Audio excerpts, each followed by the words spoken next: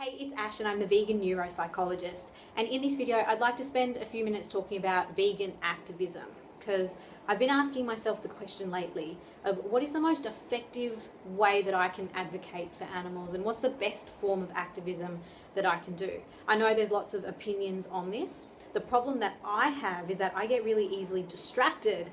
It seems that there's so many different ways to advocate for animals and my attention gets split between all of these different ways.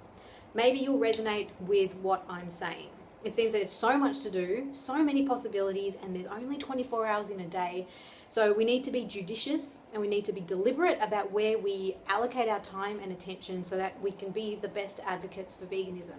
So I've been thinking about this quite a lot in the last few months, and I've sort of come up with a bit of a formula that's helped me. So I'm going to do this video and share that formula, and maybe you'll find it helpful as well. So if you like hearing this stuff about psychology and veganism and our brain and mental health, and sometimes I throw in other things like about raising kids, if you like hearing that stuff, then hit the subscribe button below. So I'll just get straight into it. It's really 3 questions that I started asking myself, and it's kept me focused with my vegan activism. So the first question is, what is the end game? What is the goal of your vegan activism? So personally, I want a vegan world. I just want everyone to be vegan. I'm sure there's many vegans who would have the same goal, but maybe not. Maybe your goal is a little bit different, which is fair enough. So it's really important to know what the goal is for our activism.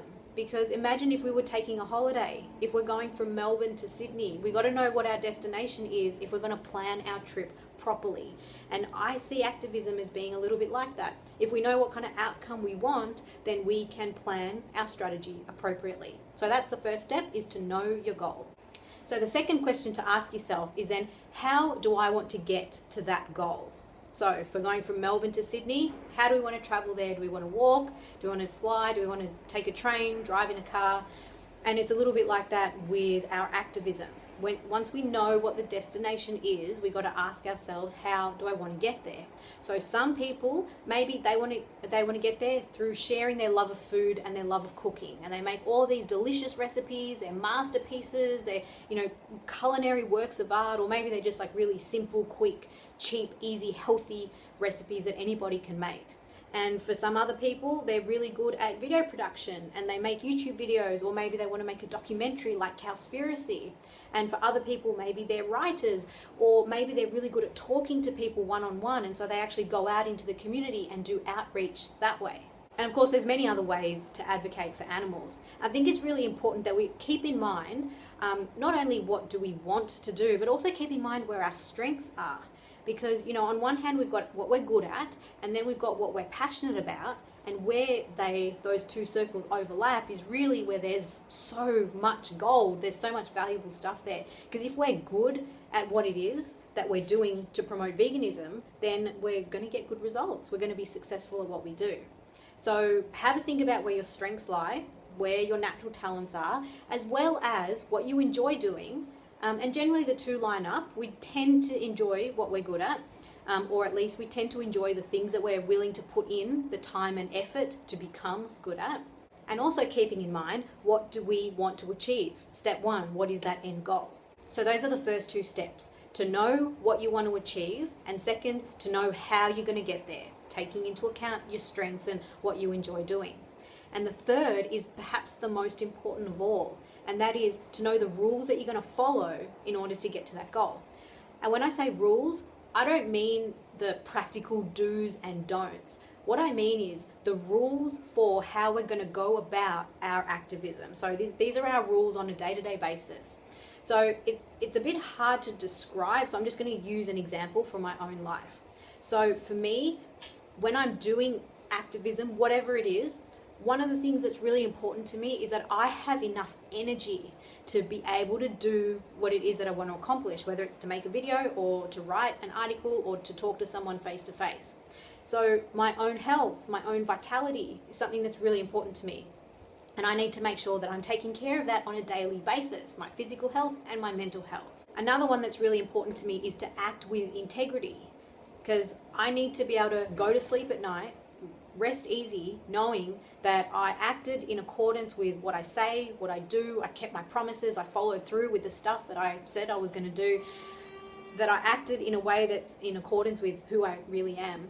So integrity is really important to me. That's actually why I'm vegan, because I couldn't rest easy at night knowing that I was harming animals. Another thing that's really important to me is to act with kindness, because I don't like bullying and I don't like this culture of judgment and shaming within the vegan community, and sort of picking apart and dissecting people's behavior and focusing only on the negative things and criticizing them rather than focusing on the positive and on all the good that they've done. So acting with kindness is something that's really important to me.